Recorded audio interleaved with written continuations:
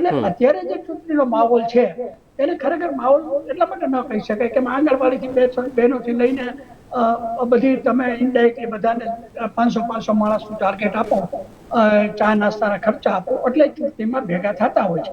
પણ જે સ્વયંભૂ કેમ સ્વયંભૂ નથી આવતું એ પણ એક મોટી વિષય છે કે ભાઈ જે કોઈ રાજકીય પાર્ટી સત્તા પર હોય નરેશભાઈ, એને જે વચનો આપેલા હોય એ વચનોમાંથી કેટલા પૂરા થયા કે નથી થયા અથવા એની વિરુદ્ધની પોલિસી સરકાર અપનાવતી હોય તો એની નોંધ લોકો લેતા હોય છે ને એની અસર આ ચૂંટણીની સભાઓમાં બધે પડતી હોય છે. આપણે એની વાત આગળ કરશું કે ભાઈ નરેન્દ્રભાઈ 2014માં કયા કયા વચનો આપેલા હતા એમાંથી અત્યારે કેટલા પૂરા નથી થયા અથવા તો શું ક્ષતિઓ રહી ગઈ છે જેના કારણે લોકોમાં નારાજગી હોય. અને બીજા બધા એક વસ્તુ નરેશભાઈ આપણે સમજવી પડે કે ટીકા કોની થાય કે જે સત્તા પર હોય એની થાય. સાંભળો, કોઈ કોંગ્રેસ તો 20 કે 25 કે 30 વર્ષથી ગુજરાતમાં સત્તા પર નથી ને ભારત સરકારમાં મને લાગે 10 વર્ષથી નથી. એટલે કોઈ પણ ટીકા ટિપ્પણી કે જવાબદારી આવે તો એ સત્તાધારી પાર્ટીની આવે, એની ક્ષતિઓની વાત થાય.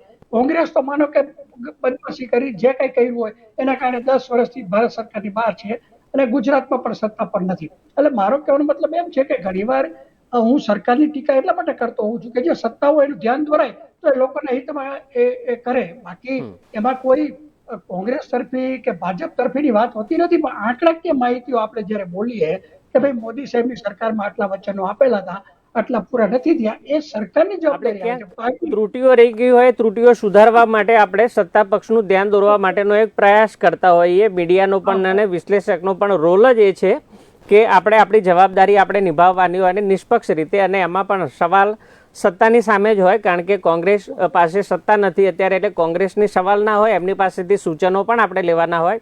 પણ જ્યાં કોંગ્રેસની સરકાર છે ત્યાં આગળ એમને સવાલ કરી શકીએ કે જો અને તોની વસ્તુની વાત છે.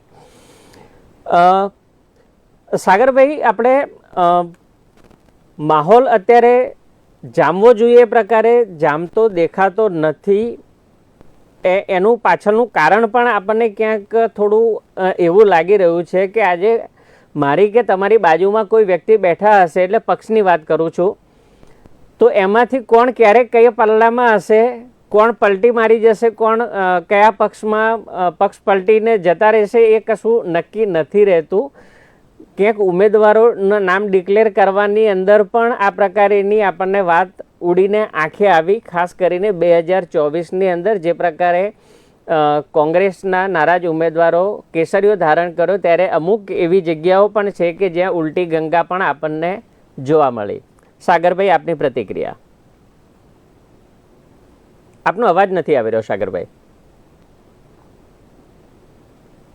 એક મિનિટ, મારો અવાજ તો નથી આવી રહ્યો? જી, હવે આવી રહ્યો છે. જી હા, જો આજ સૌથી મોટો કારસો છે, સૌથી મોટો કારસો આજ છે કે લોકોમાં ઉત્સાહ કેમ નથી. એનું સૌથી મોટું કારણ એ છે કે ઉત્સાહ દેખાયો, પણ ઉત્સાહ એવા ઉમેદવારોમાં કોંગ્રેસના કે જેઓ કેસરીઓ ધારણ કરવો છે એવા ઉમેદવારોમાં ઉત્સાહ વધારે જોવા મળ્યો. પણ હું શરૂઆત કરું હું એ વાત ઉપર આવું છું. આ જ કારસો છે, આ જ સૌથી મોટો કારસો છે કે ઇલેક્શનને 2 મહિના સુધી લાંબુ કરી દીધું છે.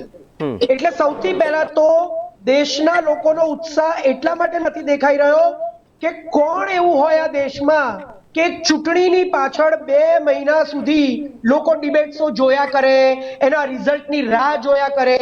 પહેલું ઇલેક્શન એ એપ્રિલમાં 19 તારીખે થાય અને એનો રિઝલ્ટ એ જોવા માટે તમારે 4 જૂન સુધી રાહ જોવી પડે.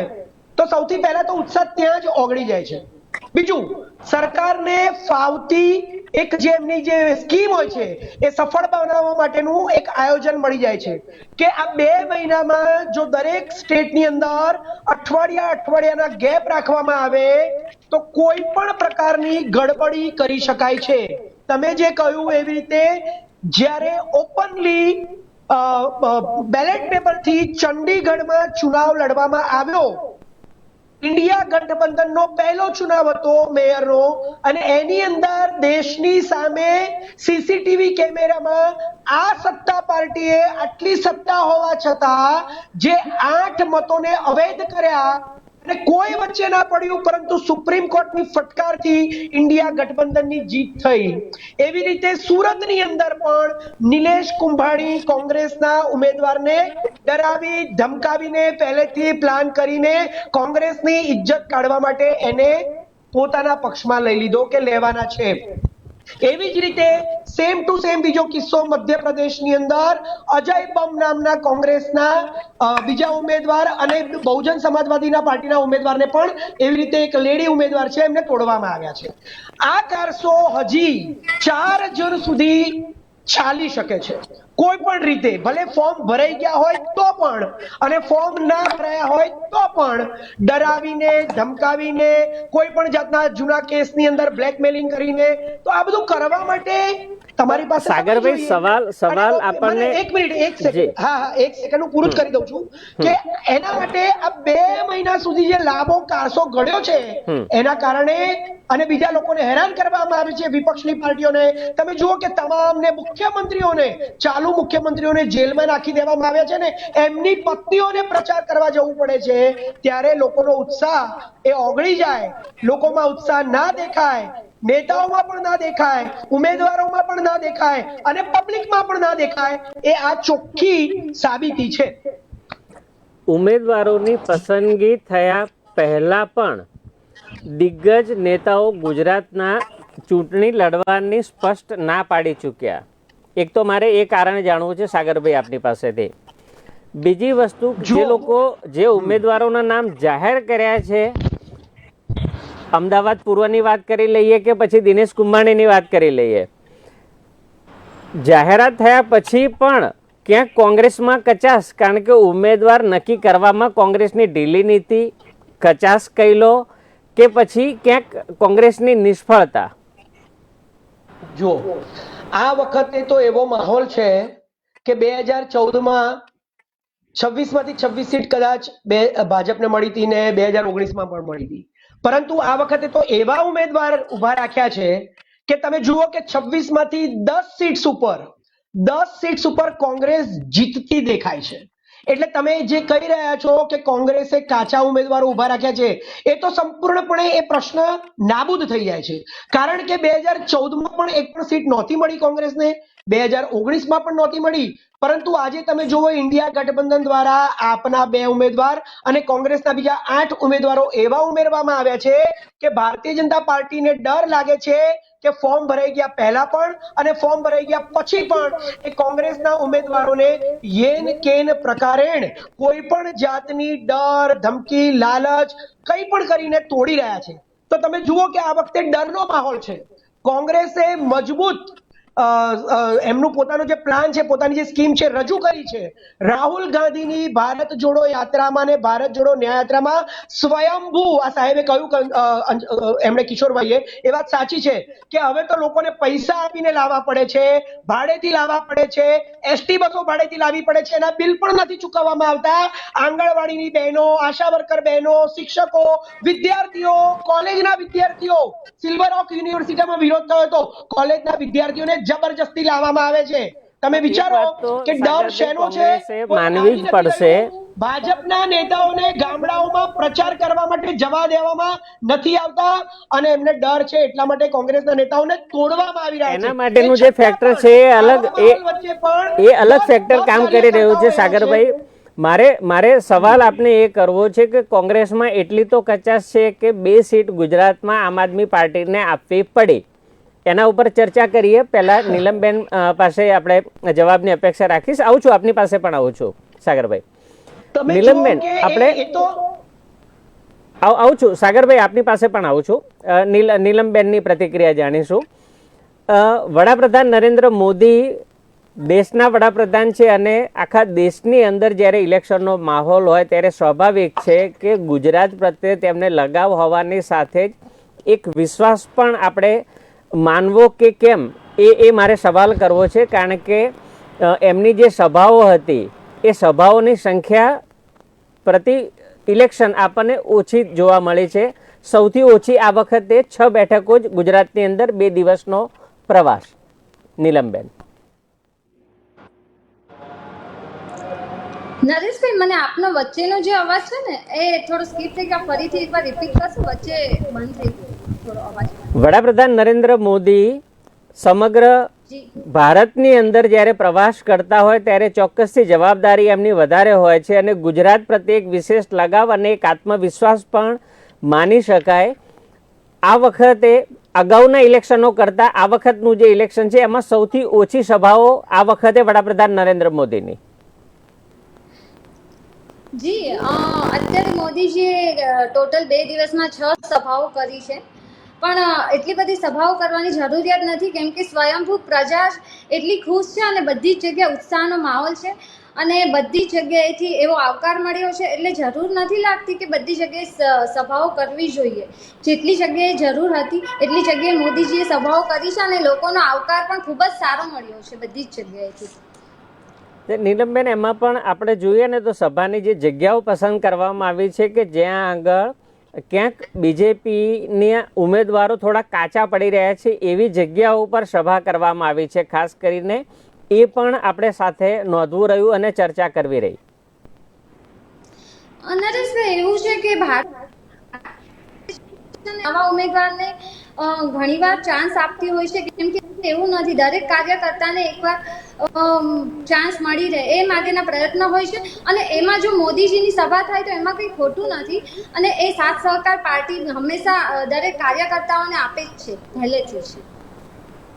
એ વસ્તુ આપની વાત સાથે હું સહમત છું, પણ એ વાત સાથે સહમત નથી કે નવા કાર્યકર્તા છે તો શીર્ષ નેતૃત્વ પણ છે. બીજા ઘણા એવા નેતાઓ છે, કેન્દ્રીય મંત્રીઓ છે, એમની ફોજ પહેલાં ઉતારી દેવામાં આવતી હતી.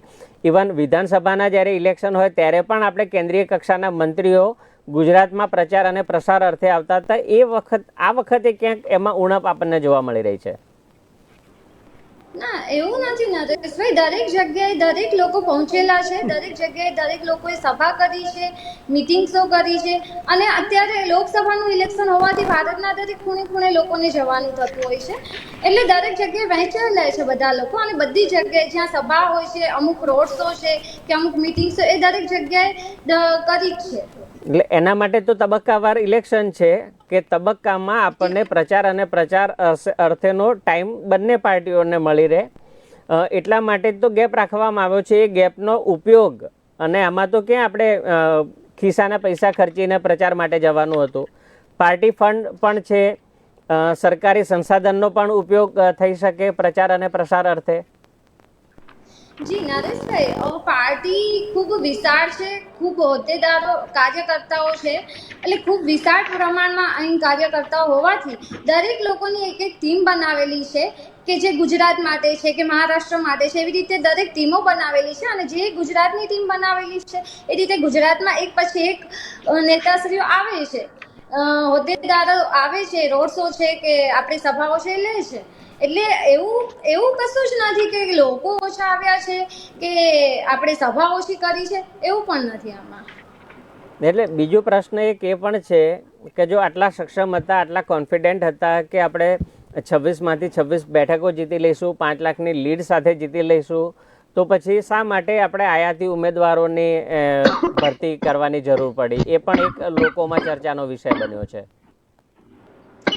એટલે મેં હમણાં જ આપને કહ્યું કે નવા ઉમેદવારોને પણ ભારતીય જનતા પાર્ટી એક મોકો આપે છે અને આ વખતે પણ એવું છે કે આપ્યું છે. રિપીટ થિયરી અમુક જગ્યાએ જ કર્યું છે, બાકી અધરવાઇઝ નવા જ આપણે બાય ઇલેક્શન જે છે વિધાનસભાના 6માંથી 5 બેઠક ઉપર તો કોંગ્રેસમાંથી આયાતી ઉમેદવાર જે લોકો સિટિંગ એમએલએ હતા એમને જ આપવામાં આવી છે ટિકિટો.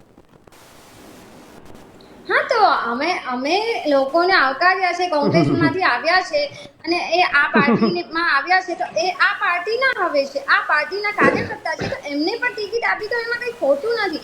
અધરવાઇઝ આ પાર્ટીના જ લોકોને ટિકિટ આપી અને જે લોકો એમની પાર્ટી છોડીને આવ્યા છે એમને ત્યાં નહીં કંઈ મળ્યું હોય, નહીં એમને સાચવ્યા હોય ત્યારે ભાજપમાં આવી છે ને, તો પાર્ટી ભાજપમાં આવ્યા પછી કદાચ મારો સવાલ નીલમબેન એ છે કે ભલે ભાજપમાં આવ્યા, તમે આવકાર્યા, તમે સ્વાગત કર્યું, બધી વાત બરાબર છે, તમે અમને પૂંખીને લીધા, તોરણે વધાવીને લીધા, બધી વસ્તુ બરાબર છે, પાયાના જે બીજેપીના કાર્યકર્તાઓ છે એમાં ક્યાંક અસંતોષ એના કારણે જોવા મળી રહ્યો છે આપણને. એ વાત પણ ઉડીને આંખે આવી રહી છે. આપ વડોદરાથી બિલોંગ કરો છો અને શરૂઆત વડોદરાથી જ થઈ હતી.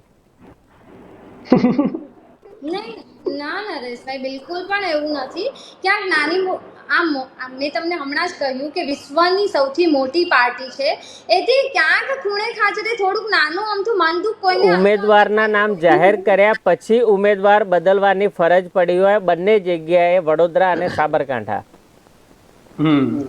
જી, એટલે મેં આપને એ જ કહેવા માંગુ છું કે ક્યારેક નાનું મોટું કંઈ ઇસ્યુ થયા હોય એના કારણે આવું કર્યું હશે, બટ એનો મતલબ એ નથી કે દરેક કાર્યકર્તાઓ નારાજ છે. અમારે તમે રોડ શો જુઓ કે અમારી રેલી જુઓ કે અમે ઇવન સભાઓ છે કે મિટિંગ્સો છે, જેટલું ભારતીય જનતા પાર્ટીમાં થાય છે એટલું મેં કોંગ્રેસમાં મારી આંખે જોયેલું છે કે અમિતભાઈની સામે ઉભેલા સોનલબેનની 4 ગાડીઓ પણ પૂરી નથી એમના રોડ શોમાં. એટલે અમારા દરેક કાર્યકર્તાઓ નાનું મોટું મન દુઃખ થયું હશે, બટ એવું નથી કે તમે જ્યારે પણ મતલબ આ રીતે અત્યારે ઇલેક્શનનો માહોલ છે તો કોઈ કાર્યકર્તાઓ ક્યાંય હાજર ના રહ્યા હોય, એવું બિલકુલ પણ નથી. દરેક કાર્યકર્તાઓ ઉનાળો છે છતાં પણ 24 કલાક ઇલેક્શનમાં સ્થળ પર, કાર્યાલય પર, રોડ શોમાં, મીટિંગમાં, સભામાં દરેક જગ્યાએ હાજર રહેશે અમારા કાર્યકર્તાઓ. કિશોરભાઈ આપની પાસે જ આવું છું. સાગરભાઈ આપની પાસે આવું, પહેલા કિશોરભાઈની પ્રતિક્રિયા જાણી લો. જે પ્રકારે નીલમબેન વાત કરી રહ્યા છે, એક નાની મોટી ક્યારેક કોકને પ્રોબ્લેમ્સ થતી હોય છે, તો આ તો આટલી મોટી વિશાળ પાર્ટી છે, એમાં એક નાનું એવું ક્યાંય થઈ ગયું હોય, પણ એવું જરાક પણ નથી કે કોઈ કાર્યકર્તાઓ આના કારણે જો આપણે ઇલેક્શનમાં એ સેવા ના આપતા હોય.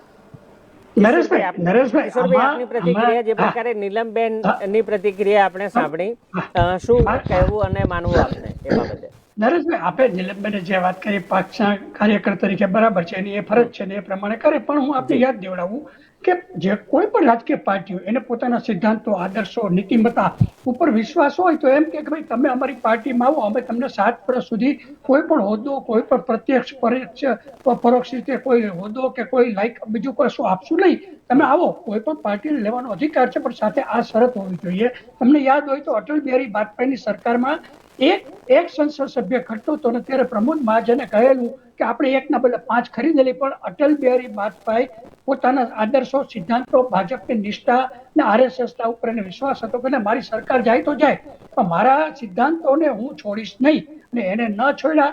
ફરી જેની સરકાર આવી એ પહેલા આપને યાદ હોય તો રાજકોટની અંદર હું રાજકોટનો છું, ચિમનભાઈ શુક્લ વખતે એક ભાજપના કોર્પોરેટરે પક્ષપલટો કરેલો હતો. એની સામે ચિમનભાઈ શુક્લ ત્રિકોણ બાગ ઉપર અપવાસમાં બેઠા હતા અને કીધું કે નહીં, અમે આ નહીં ચલાવી લઈએ, અને એનો વિજય થયેલો હતો. મારો કહેવાનો મતલબ એમ છે, તમારા 10 કરોડ સભ્યો તમે ભાજપના સક્રિય ગણાવતા હો આ દેશની અંદર, તો તમારે કોંગ્રેસના કાર્યકરોને લેવાનો મતલબ એ થયો કે તમને તમારી નીતિ, રીતિ, સિદ્ધાંતો, આદર્શો વિશ્વાસ નથી, અને તમને કોંગ્રેસની કાર્યપ્રણાલી પર વિશ્વાસ છે. જે કોંગ્રેસના કાર્યકરો અત્યાર સુધી તમને ન બોલે એવા શબ્દોમાં તમારી ટીકા ટિપ્પણ કરતા હતા કે ગાળો દેતા હતા, એને તમે આજે અર્જુન મોઢવાડિયા હોય કે બીજા બધાના નામ નહીં લઉં કે જે પોતાના ધંધા ધાપા માટે જ 90% તો આવ્યા છે, અને સનિષ્ઠ અંબાલાલ પટેલ ભાજપના એવા સનિષ્ઠ કાર્યકરો છે જે 40 વર્ષથી અટલ બિહારી વાજપેયીને અડવાણીને સાયકલ પર ફેરવતા હતા, એને આજે તમે એક બાજુ ફેંકી દીધા છે. હું ખુદ પોતે વિદ્યાર્થી પરિષદનો રાજકોટનો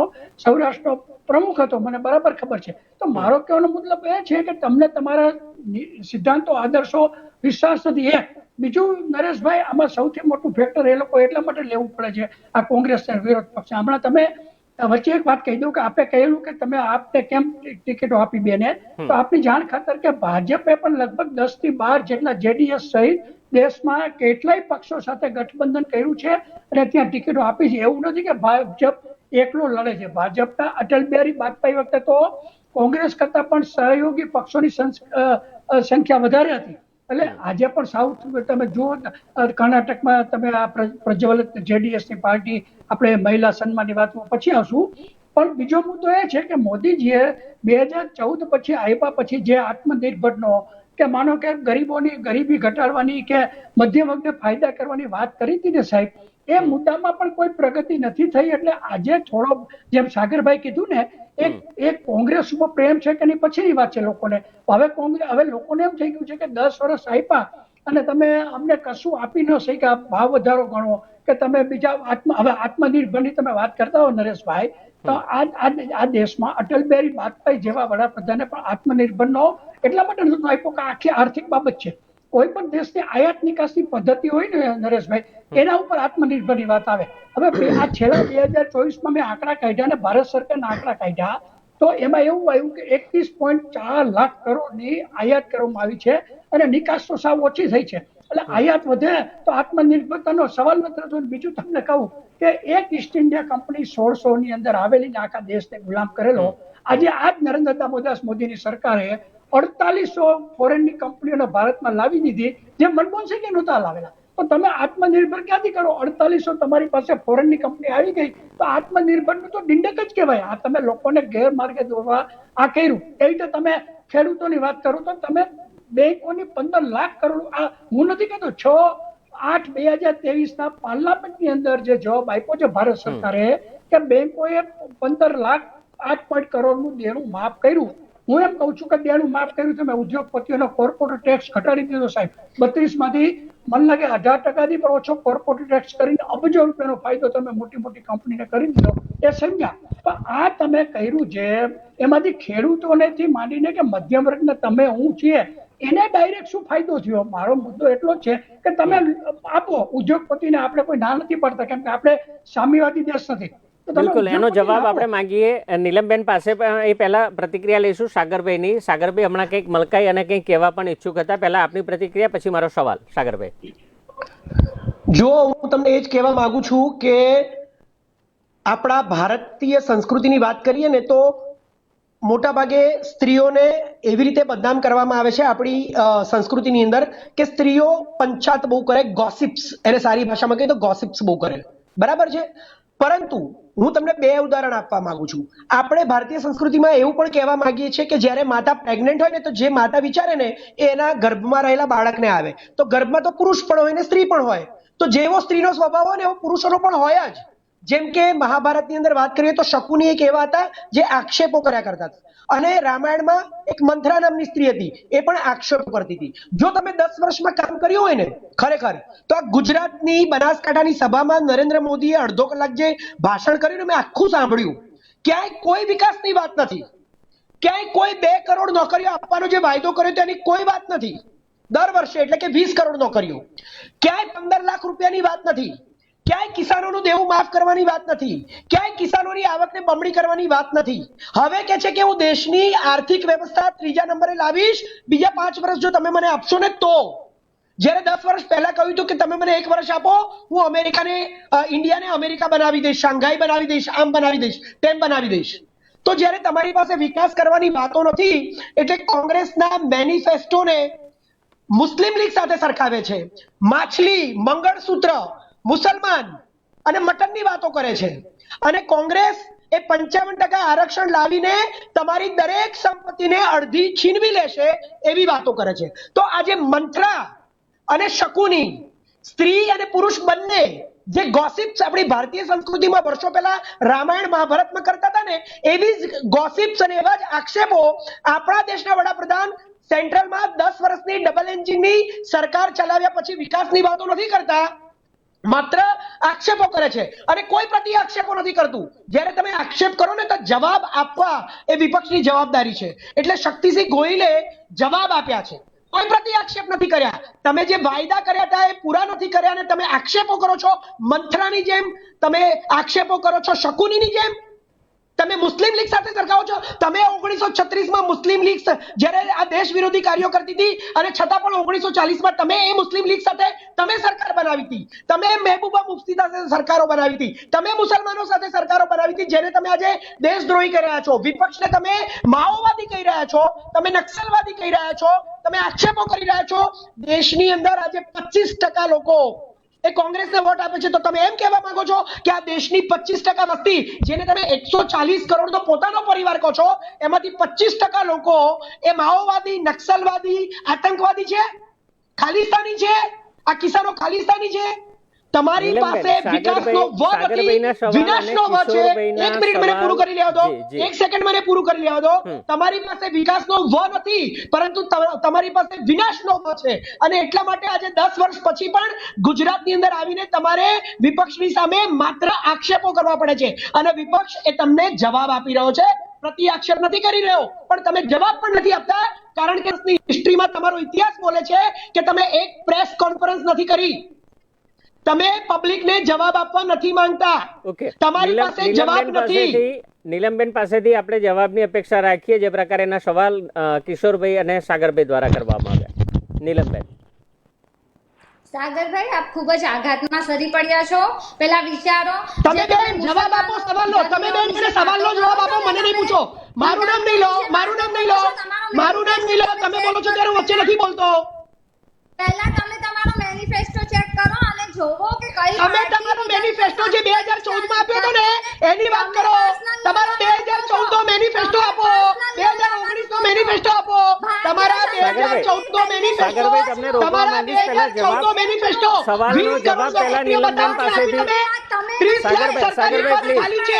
અને તમે છે ને કોંગ્રેસ પાર્ટી પહેલેથી આક્ષેપો કરતી આવી છે, તમે આક્ષેપ નથી કરતા તો શું કરો છો તમે? અત્યારે તમારા વડાપ્રધાન 10 વર્ષ પછી વિકાસ નહીં વિનાશની વાતો કરી રહ્યા છે. ગુજરાતની નહીં આખા દેશની જનતા જાણે છે કે મોદીજીએ. તમે જવાબ આપો ને. નરેશભાઈના સવાલનો જવાબ આપો. મારું નામ ના લો, મારું નામ ના લો. નથી આપતી સાગરભાઈ. અરે નરેશભાઈના સવાલનો જવાબ આપો બેન. નરેશભાઈના સવાલનો જવાબ આપો. આપણે ડિબેટની ગરિમાને પણ આપણે ધ્યાનમાં રાખીશું, હેલ્ધી ડિબેટ કરીશું. જે પ્રકારેના સવાલ સાગરભાઈ પ્લીઝ. નીલમબેન જવાબ આપી રહ્યા છે. હું મારે સાગરભાઈ આપનો અવાજ બંધ ના કરવો પડે, હું રિક્વેસ્ટ કરું છું. આપણે નીલમબેનની પ્રતિક્રિયા સાંભળીશું, આપના સવાલનો જવાબ સાંભળીશું. કિશોરભાઈએ જે સવાલ કર્યા છે એનો પણ જવાબ આપણે નીલમબેન પાસેથી સાંભળીશું. જી નીલમબેન.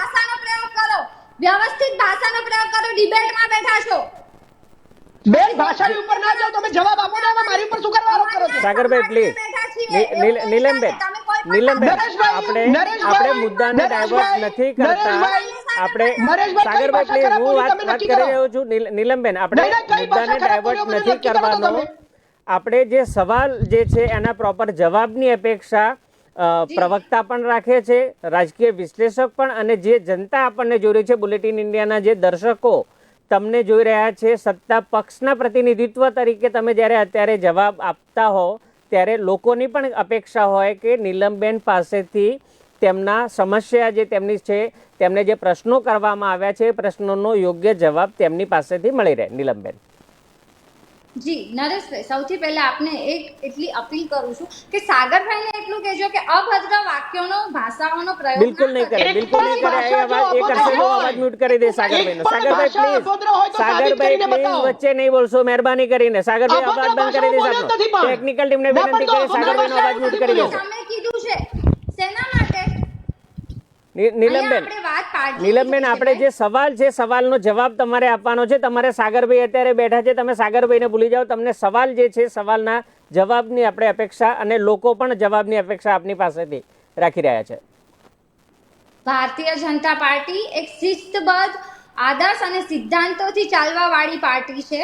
અને બીજી વાત કે વિકાસ થયો છે અને થયો છે એ ગુજરાત નહીં પણ આખા દેશે જોયો છે. અને આ વિકાસના મુદ્દે, આ વિકાસ જોઈને જ ખાલી ગુજરાતની નહીં દેશની પ્રજાએ નરેન્દ્રભાઈ મોદીને બે ટર્મથી એમને વોટ આપીને આગળ એટલા માટે લાવ્યા છે કે એમણે પણ વિકાસ જોયો છે. ખાલી ગુજરાત નહીં, દેશના દરેક લોકોએ વિકાસ જોયો છે. અને દરેક વખતે યુવાઓ, સ્ત્રીઓ, ખેડૂતો અને ગરીબોના કલ્યાણ માટેની યોજનાઓ દરેક વખતે કરતી આવી છે, પૂરી કરી છે. અને એમાં અમારા પોતાના સરકારની સાથે સાથે અમારા કરતાઓએ પણ ઘરે ઘરે જઈ અને દરેક યોજનાઓના લાભ દરેક ઘરે જઈને દરેક વ્યક્તિને અપાવ્યા છે. નીલમબેન, એક મિનિટ આપણે રોકીશ. કિશોરભાઈનો જે સવાલ હતો, ફરીથી કિશોરભાઈ આપ સવાલ કરી શકો છો. જે પ્રકારની વાત હતી કદાચ મુદ્દાથી અલગ આપણને જવાબ મળી રહ્યો છે. પ્લીઝ કિશોરભાઈ આપનો સવાલ કરશો. નીલમબેન, મેં બે મુદ્દા કહેલા હતા. એક તો ભાજપને પોતાના સિદ્ધાંતો, આદર્શો, નીતિ નિયમો ઉપર વિશ્વાસ હોય, જેમ અટલ બિહારી વાજપેયીનો દાખલો આપ્યો અને ચિમનભાઈ શુક્લનો આપેલો. તો આ બધા કોંગ્રેસમાંથી જેને તમે કચરો કહેતા હતા એને લાવવાની જરૂર નહોતી, કારણ કે તમને તમારા ઉપર કામગીરી પર વિશ્વાસ હતો. બીજું 10 વર્ષમાં જે તમે ચૂંટણીમાં વચન આપ્યા હતા, ગરીબી ઓછી થશે, લોકોનું જીવન ધોરણ આગળ આવશે, પણ જે આંકડા જે દાખલા રીતે હવે હું તમને બેકારીના આંકડા બેન કહું તો મારા નથી, આ ભારત સરકારના આંકડા છે કે આદિવાસીઓના જે સ્નાતક યુવાનો છે એ 35% જે બેકાર છે, અનુસૂચિત જાતિના 33% છે, ઓબીસી ના 28%. આ ભારત સરકારના CMI ના આંકડા છે, હું એક પણ આંકડામાં બોલતો નથી.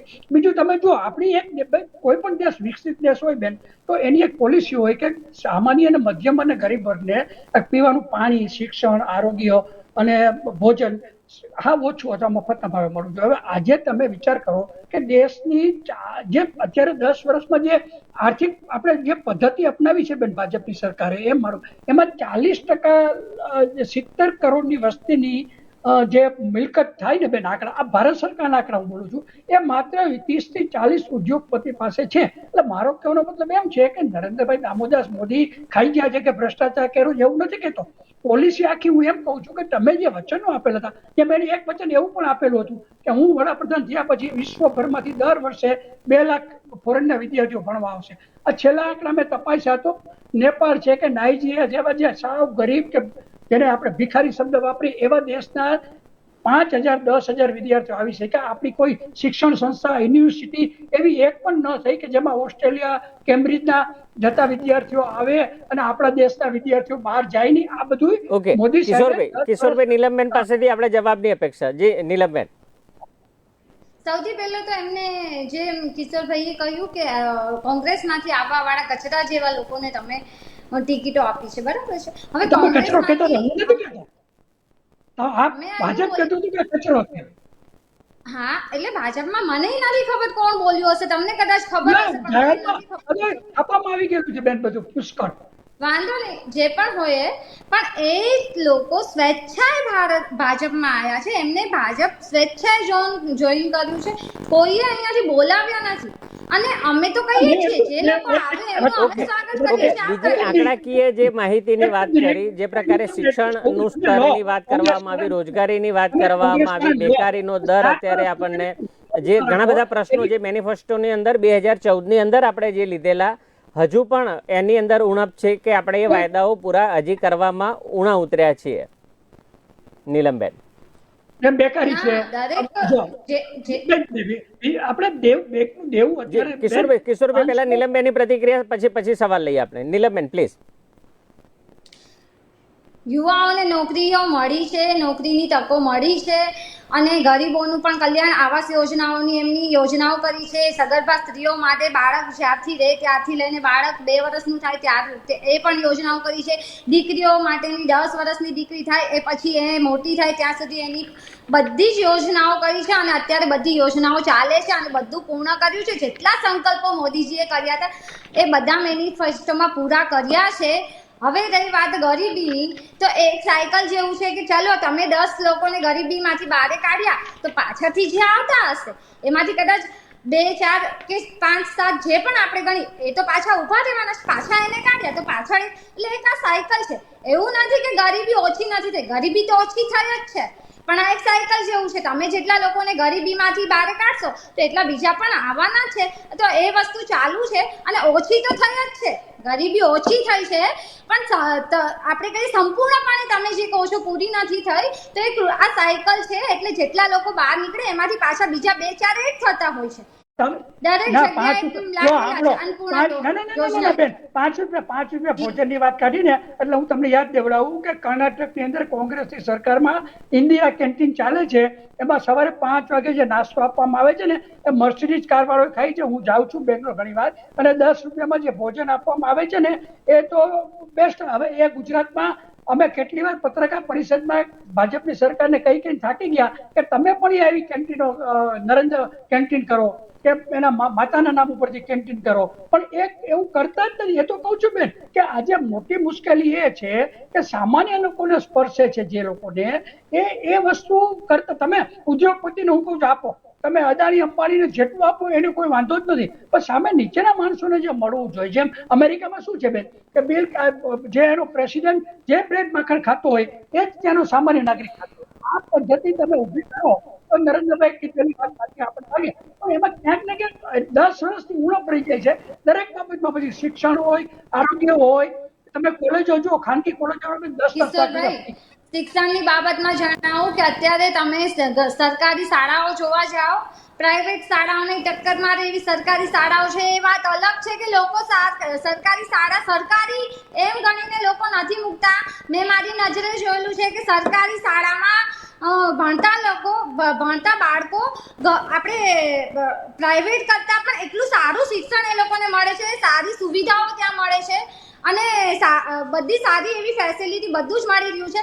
એ વસ્તુ અલગ છે. ઘણી એવી સરકારી શાળાઓ છે, ઘણી એવી સરકારી શાળાઓ હજુ પણ છે કે જેના ફોટો વિડીયો તમે કહો તો તમને પર્સનલમાં મોકલી આપું. કદાચ અત્યારે પબ્લિકલી કહું તો કે વાત કરું તો બતાવું તો ખરાબ લાગશે, બાકી એના છજા પડું થઈ રહ્યા છે. છાપરાની નીચે છોકરાઓ ભણવા માટે અત્યારે મજબૂર છે. આ પ્રકારની પરિસ્થિતિ, ગ્રાઉન્ડ રિયાલિટી, વાસ્તવિકતા આ છે. શહેરી વિસ્તારની વાત નથી, અંતરિયાળ વિસ્તારમાં હજુ પણ સમસ્યા ઠેરની ઠેર છે. નીલમબેન, સાગરભાઈ, કિશોરભાઈ પ્લીઝ સાગરભાઈ ની વાત સાંભળે. તાલુકા ફરેલો છું બેન, પણ આજની તારીખે તમે ગુજરાત સરકારના આંકડા તપાસો કે કેટલા શાળાઓ બધા ઓરડા બંધ છે, કેટલામાં પાણી નથી, કેટલા શિક્ષકોની ઘટ છે. તમે સરકારી વેબસાઇટ ખોલશો પણ તમારી સરકાર બતાવશે. આ હું જે કઈ કહું છું બેન બધા આંકડા ઉપરથી જ કહું છું. મારું આમાં સાગરભાઈ આપની પ્રતિક્રિયા, પછી આપણે સમાપન. જી, મારું કહેવા છે એટલો મને ટાઈમ આપજો. જી જી બિલકુલ. સૌથી પહેલા તો ભારતીય જનતા પાર્ટીની અંદર જે લોકો, જે કોંગ્રેસના નેતાઓ આ ભારતીય જનતા પાર્ટીના બે મહાન નેતા જે આપણા દેશના વડાપ્રધાન અને ગૃહમંત્રી છે એમને હું નથી બોલી રહ્યો, આ પબ્લિક ડોમેનમાં છે. અર્જુનભાઈ મોઢવાડિયાએ આ દેશના વડાપ્રધાન અને એમના ગૃહમંત્રીને રંગા અને બિલ્લા કહ્યું હતું, એમને પણ આ લોકોએ આવકાર્યા છે. એનું ઉદાહરણ એ છે કે હમણાં એક ચેનલ ઉપર એક મહિલા એન્કરે આપણા વિત્તીય મંત્રી નિર્મલા સીતારમણને પ્રશ્ન કર્યો કે તમારી પાર્ટીમાં કોઈને પણ આવકાર્ય છે, તો કે હા કોઈને પણ. તો એ મહિલા એન્કર એમ કહ્યું કે એની ઉપર 10, 15, 20, 25, 107 કેસ આપણા CR પાટીલ ઉપર છે, એવા પણ આવે તો પણ એ આવકાર્ય છે, તો કે હા એમણે કહ્યું કે આવકાર્ય છે. અને એનું સૌથી મોટું ઉદાહરણ હમણાં કર્ણાટકમાં આપણે જોયું કે જે વ્યક્તિના 3000 બળાત્કારના વિડીયો આખા કર્ણાટકમાં વાયરલ થયા છે એ આપણા પૂર્વ વડાપ્રધાન શ્રી HD દેવેગૌડાનો છોકરો પ્રજ્વલા રેવન્નાના 3000, એમાં 15 વર્ષથી છોકરી લઈને 65 વર્ષની સ્ત્રી ઉપર બળાત્કાર કરેલા વિડીયો વાયરલ થયા છે. એ વ્યક્તિને આપણા દેશના વડાપ્રધાને 15 દિવસ પહેલા આ મારો પુત્ર છે, જો તમે આ પુત્રને, મારા પુત્રને તમે વોટ આપશો તો મોદીને મજબૂતી મળશે, એવું આપણા દેશના વડાપ્રધાને કહ્યું છે. એટલે એમણે કહ્યું કે કચરો જે કહેતા હતા એ આવે છે, સાચી વાત છે. કચરો નહીં, આખો નાખો ઉકારડો એ ભારતીય જનતા પાર્ટીમાં છે. કેટલા રેપિસ્ટના નામ આપું? વચ્ચે નહીં બોલો, હવે વચ્ચે નહીં બોલો. આ સાબિતી છે, આ સબૂત છે, આ સબૂત છે. વચ્ચે નહીં બોલો, વચ્ચે નહીં. એમનું માઇક મ્યુટ કરો પ્લીઝ. નરેશભાઈ એમનું માઇક મ્યુટ કરો, એમનું માઇક મ્યુટ કરો, એમનું માઇક મ્યુટ કરો. તમે મને કહ્યું હતું નરેશભાઈ પ્લીઝ. નીલમબેન તમે વાત કરતા હતા ત્યારે સાગરભાઈ એમનું માઇક મ્યુટ કરો, નહીં બોલું આગળ. એમનું માઇક મ્યુટ કરો.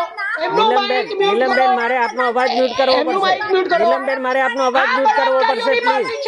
બ્રિજભૂષણ શરણસિંહ બળાત્કારી છે, કપિલ સેંગર બળાત્કારી છે, શાહનવાઝ હુસૈન બળાત્કારી છે, રામ રહીમ બળાત્કારી છે, આસારામ બળાત્કારી છે, નારાયણ સાઈ બળાત્કારી છે. બોલો કેટલા બળાત્કારીઓના નામ આપું? રામ કુમાર. ઇવન કર્ણાટકના પૂર્વ મુખ્યમંત્રી યેદુરપ્પા ઉપર પોક્સો એક્ટનો કેસ ચાલી રહ્યો છે. યેદુરપ્પા કર્ણાટકના મુખ્યમંત્રી ઉપર પોક્સો એક્ટનો કેસ ચાલી રહ્યો છે. આવા તમામ લોકોને અવાજ મ્યુટ કરવા પડશે. મહેરબાની કરો. આપણે ડિબેટની ગરિમાને, ડિબેટની ગરિમા મને બીજો જવાબ આપો. આ વાત પતી ગઈ, આ વાત પતી ગઈ, આ વાત પતી ગઈ. હવે એમણે કહ્યું કે આત્મનિર્ભર છે, નોકરીઓ આપવામાં આવી છે. 20 કરોડ નોકરીઓ નથી આપવામાં આવી. કેન્દ્રમાં 30 લાખ સરકારી પદો ખાલી છે ને એટલા જ 30 લાખ સરકારી પદો રાજ્યોની સરકારોમાં ખાલી રહે છે. 60 લાખ સરકારી પદો ઉપર આ 10 વર્ષમાં એક પણ નોકરી નથી આપી. અને જો આપી હોય ને, તમે કહેતા હોય ને કે આ 5મી અર્થવ્યવસ્થા બની ગઈ છે, તો 80 કરોડ લોકોને તમે 5 કિલો રાશન માટે મજબૂર અને ભિખારી કરી નાખ્યા છે. તો કોઈ યોજના રોજગાર માટે નહીં, નથી કોઈ યોજના આવક માટેની, નથી કોઈ યોજના. 16 લાખ કરોડ રૂપિયા ઉદ્યોગપતિઓના માફ કર્યા છે આ સરકારે, પણ ખેડૂતોનું દેવું માફ નથી કર્યું, ખેડૂતોની આવક બમણી નથી કરી. અને 700 કિસાનોની હત્યા પછી પણ પ્રધાનમંત્રી એવું કહે છે કે હું તમને સમજાવી ના શક્યો એટલે હું આ કાનૂન પાછા લઈ રહ્યો છું. દરેક ક્ષેત્રે આ સરકાર એ નિષ્ફળ રહી છે. પોતાના કોઈ પણ મેનિફેસ્ટોને આ સરકારે કરવો જ રહ્યો જે આપણે નથી કરી શક્યા. બંને પ્રવક્તાઓનો અવાજ બંધ કરશો. આપણે ચર્ચાના સમાપન તરફ આગળ વધીશું. બંને પ્રવક્તાઓનો અવાજ બંધ કરી દેશો પ્લીઝ. ટેકનિકલ ટીમને વિનંતી, બંને પ્રવક્તાઓનો અવાજ બંધ કરી દેશો.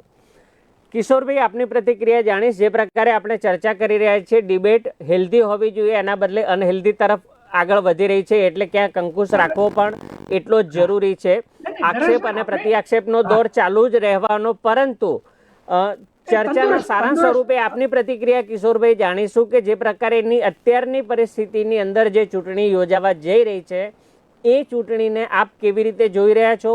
2 દિવસમાં વડાપ્રધાન નરેન્દ્ર મોદીની 6 સભાઓ અને આગામી દિવસોની અંદર આજે અશોક ગેહલોતની ગુજરાત મુલાકાત અને આગામી દિવસોમાં પ્રિયંકા ગાંધીની પણ ગુજરાતની મુલાકાત. કિશોરભાઈ, આપની પ્રતિક્રિયા, પછી ચર્ચાને સમાપન તરફ જઈશું. નરેશભાઈ, મહત્વની બાબત એ છે કે આ વખતે પહેલી વખત ક્ષત્રિય આંદોલન જે ચાલેલું છે એની અસર જો એ મતપેટી સુધી માઇક્રો પ્લાનિંગ થી લઈ જશે તો ચોક્કસપણે, કેમ કે એક ગામમાં સામાન્ય તમારો કે 20-50 ક્ષત્રિયો હોય ને તો એની અસર બીજા 50 દલિતો, બ્રાહ્મણ, વાણિયા, લોહાણા ઉપર પડે. તો એ જોતા જો માઇક્રો પ્લાનિંગ અત્યારે જે રીતે ક્ષત્રિય આગેવાનો કહી રહ્યા છે એ રીતે જો મતદાન પેટી સુધી થશે નરેશભાઈ, તો 6 થી 7 સીટો જાય.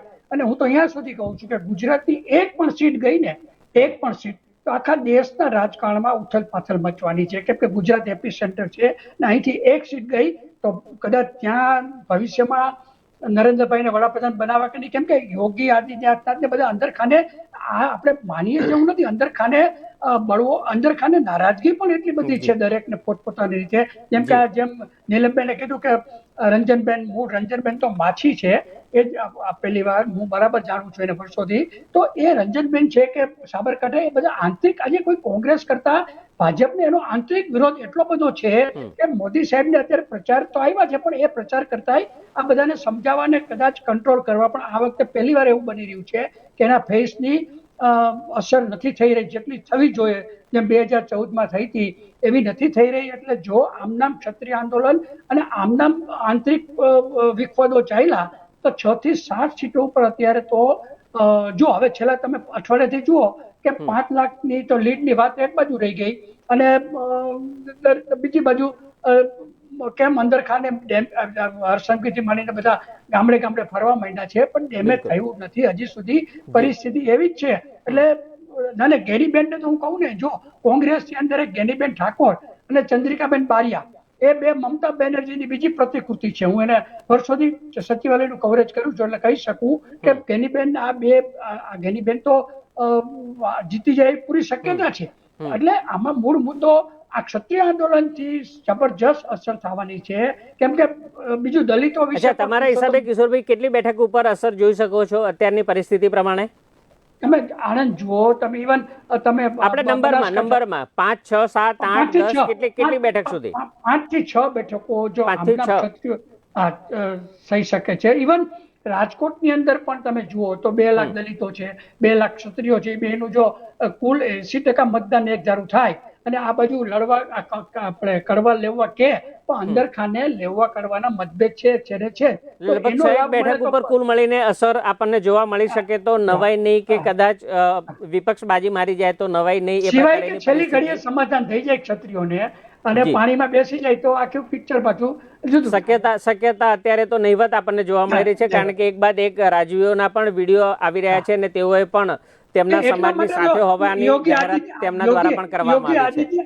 યોગી આદિત્યનાથને એટલા માટે બોલાવવામાં આવી રહ્યા છે કે ક્ષત્રિય છે એટલે એને બોલાવવામાં આવી રહ્યા છે. ઓકે, ખૂબ ખૂબ આભાર આપ અમારી સાથે જોડાયા અને ચર્ચામાં ભાગ લીધો. દર્શક મિત્રો, જે પ્રકારેની ચર્ચા કરવામાં આવી, આક્ષેપ અને પ્રતિ આક્ષેપ તો ચૂંટણીના દોરમાં આપણને જોવા મળવાના જ, પરંતુ આપણે મતદારોએ નક્કી કરવાનું છે કે કોણ સાચું છે અને કોણ ખોટું છે, કોણ ક્યારે પક્ષ પલટી શકે છે, કે આપણે જે જનપ્રતિનિધિને ચૂંટીને 5 વર્ષ માટે આપણે ચૂંટીને જ્યારે મોકલતા હોઈએ છીએ ત્યારે એ આપણા પોતાના અવાજને કે આપણી સમસ્યાને કેટલો અવાજ આપી શકશે, આપણી સમસ્યાનું નિરાકરણ લાવવા માટે કેટલા સક્ષમ છે તે ઉમેદવારને જોઈને વોટ કરવા દરેક મતદારોને, અને બને ત્યાં સુધી દરેકે દરેક મતદાર પોતાના મતાધિકારનો ઉપયોગ કરે તેવી બુલેટિન ઇન્ડિયાની નમ્ર વિનંતી. તો દર્શક મિત્રો, વિષય અંતર્ગત હતી આજની ચર્ચા. ફરી મળીશું નવા વિષય સાથે. ત્યાં સુધી મને આપશો રજા. આપ જોતા રહો બુલેટિન ઇન્ડિયા, ભરોસો ગુજરાતનો. નમસ્કાર.